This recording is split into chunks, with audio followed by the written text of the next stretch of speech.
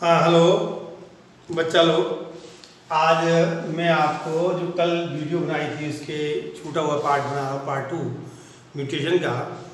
तो कल आपने म्यूटेशन किसे कहते हैं और म्यूटेशन के प्रकार पढ़े थे। तो म्यूटेशन के प्रकार में एक था जीनी उत्परिवर्तन यानी जीनी म्यूटेशन। तो वो पहली वाली वीडियो में आपने पढ़ा था। इसके बाद सेकंड पार्ट में जो बचा था वो है गुणसूत्रीय उत्परिवर्तन या क्रोमोसोमल म्यूटेशन। ये जो है गुणसूत्रीय उत्परिवर्तन यह निम्न प्रकार का होता है। नंबर 1 जो है गुणसूत्रों में आकार की बदलाव यानी मॉर्फोलॉजिकल चेंज इन क्रोमोसोम की।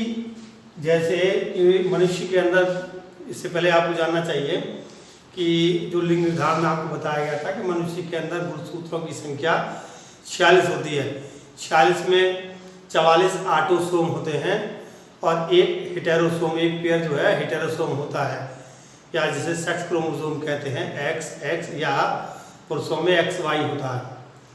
तो ऑटोसोम की संख्या में क्या बदलाव हो जाए, इसके कारण कुछ भी बदलाव या उसके भाग में कमी आ जाए तो, या उसमें एक वृद्धि हो जाए, ट्राइसोमी हो जाए, इस कारण से इसमें गुणसूत्रीय उत्परिवर्तन होता है। तो गुणसूत्रीय उत्परिवर्तन में मैं आपको बता रहा हूँ, ध्यान से देखिए, गुणसूत्रों की आकार की बदलाव मॉर्फोलॉजिकल चेंज इन क्रोमोसोम।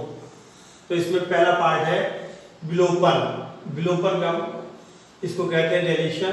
गुणसूत्रों का एक खंड टूटकर विलीन हो जाना।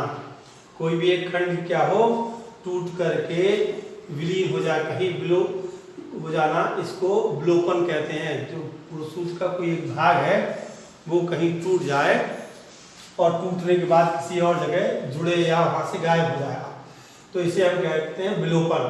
पहला देखिए, यदि यह खंड बीच में विलीन होता है तो यह अंतराली विलोपन कहलाता है।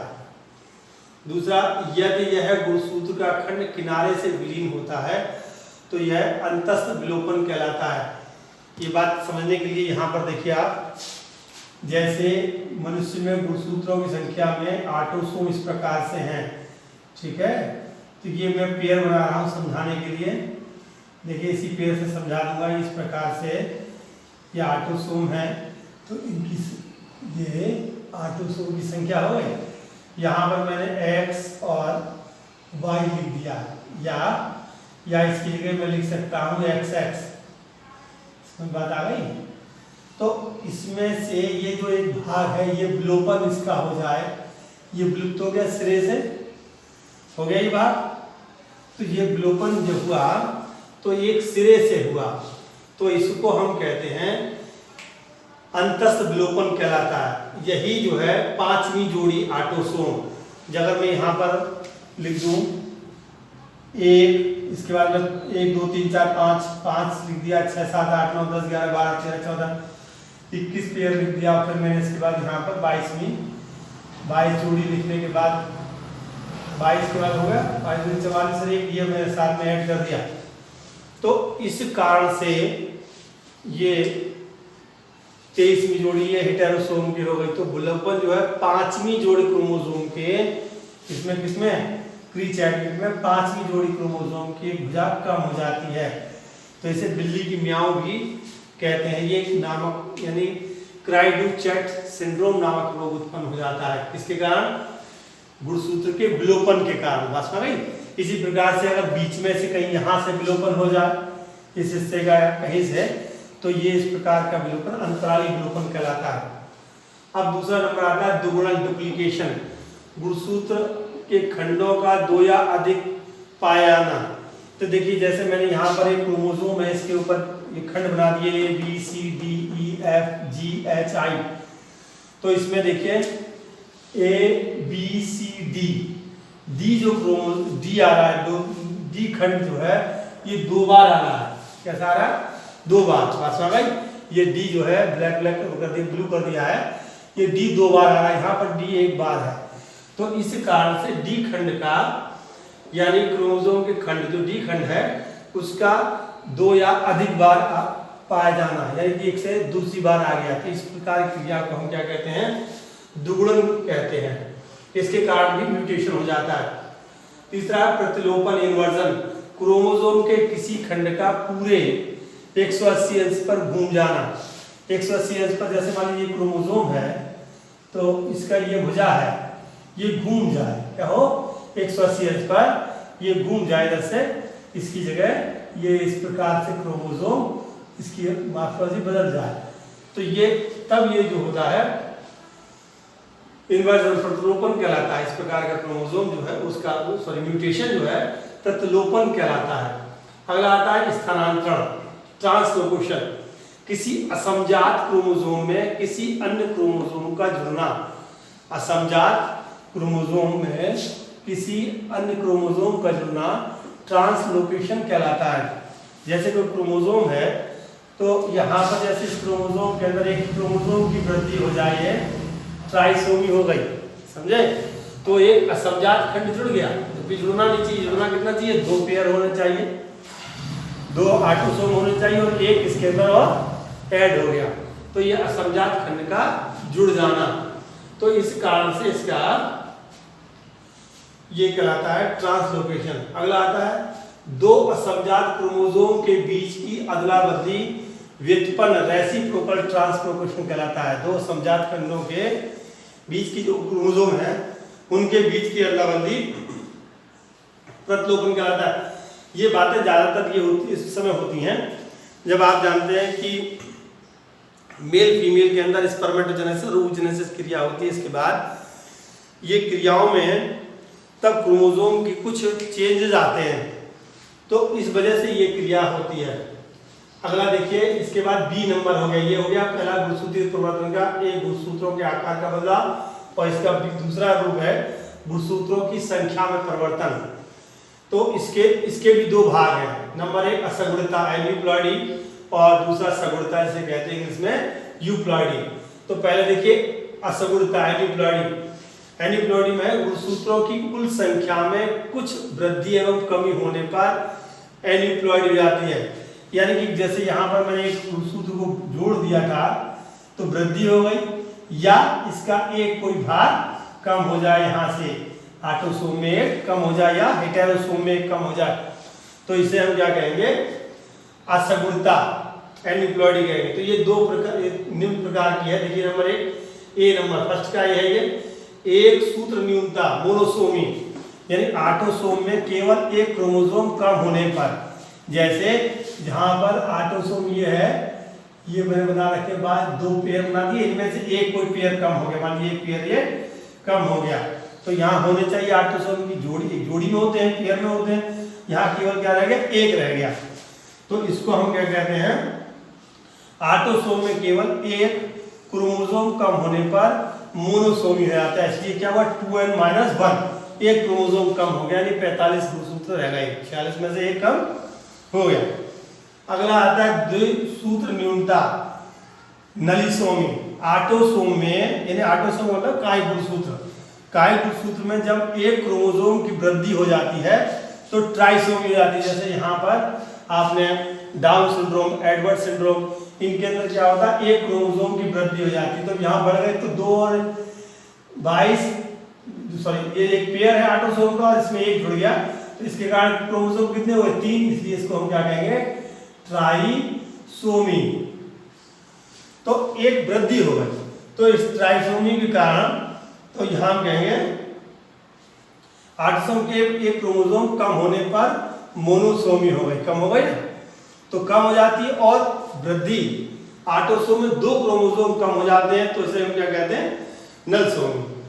तो थोड़ा सा गलत बता दिया मेरा कि द्वारा एक बार सुनिए, एक सूत्र न्यूनता में मोनोसोमी में ऑटोसोम में केवल एक क्रोमोसोम कम होने पर, तो ये मैंने बताया कि आपको यहाँ पर एक क्रोमोसोम क्या हो गया, कम हो गया, तो ये क्या हो गया, एक कम होने पर इसको हमने 2n-1 कर दिया, मोनोसोमी कर दिया था, ये बात हो गई।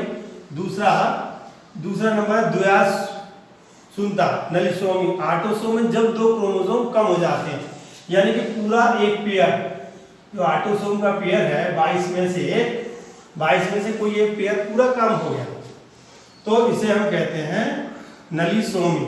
भाषा भाई, तो ये नलिसोमी के बाद इसका मतलब हुआ 2n-2, यानी कि क्रोमोसोम 46 के कितने रह गया, 44 रह गए, क्योंकि ऑटोसोमी के अंदर 2 कमी हो गई। इसके बाद आती एकाध सूत्रता ट्राइसोमी।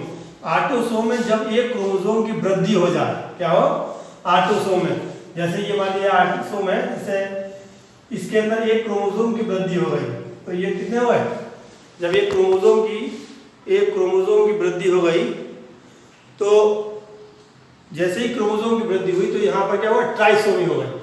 तो इसे हम क्या कहते हैं, इसे कहते हैं ट्राइसोमी, यानी 2n प्लस 1, यानी कि गुणसूत्रों की जो संख्या हो गई अब 47 हो गई।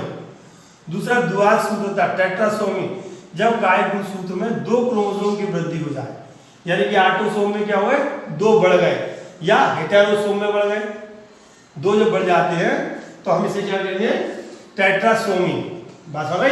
जैसे कभी आपने कहा हुआ 46, यानी कि मैंने यहाँ लिख दिया 44, ऑटोसोम प्लस, यहाँ पे लिखता हूँ 44, ऑटोसोम X और X, 4 बार एक साथ, सही है। तो हम इसको कहते हैं टेट्रासोमी, यानी गाय गुणसूत्रों में 2 क्रोमोसोम की वृद्धि हो जाती है तो टेट्रासोमी हो जाती है, ऑटोसोम बढ़ा दीजिए। तो अगला आता है, इसके बाद दूसरे प्रकार का ये है म्यूटेशन, जिसे कहते हैं सगुणता यूप्लॉइडी। यूप्लॉइडी में क्रोमोसोम की संख्या में क्रोमोसोम की मूल संख्या के बराबर वृद्धि हो जाए, यूप्लॉइडी हो जाए, बस हो गई।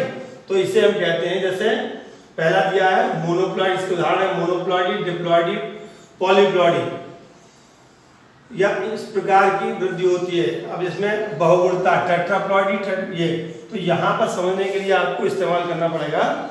यहाँ पर देखिए, अगर यहाँ पर मैं जैसे मैंने ये x 22 प्लस x लिख दिया और x प्लस 22 लिख दिया, ये किसी पुरुष के अंदर, महिला के अंदर है ये, और ये पुरुष के अंदर क्रोमोसोम की संख्या है, और 22 प्लस 22, इनमें जैसे मैंने गैमीट बनाए तो गैमीट आया 22 प्लस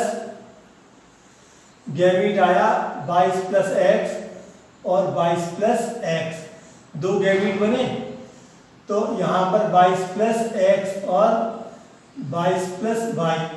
अब इसमें 1 2 3, तो 22 प्लस x पहला आया तो 22 प्लस x आया, दूसरा आया 22 प्लस x आया, और तीसरा आया 22 प्लस y आया। तो क्रोमोसोम कितने हुए, 69 क्रोमोसोम हो गए, 23 क्रोमोसोम हो गए।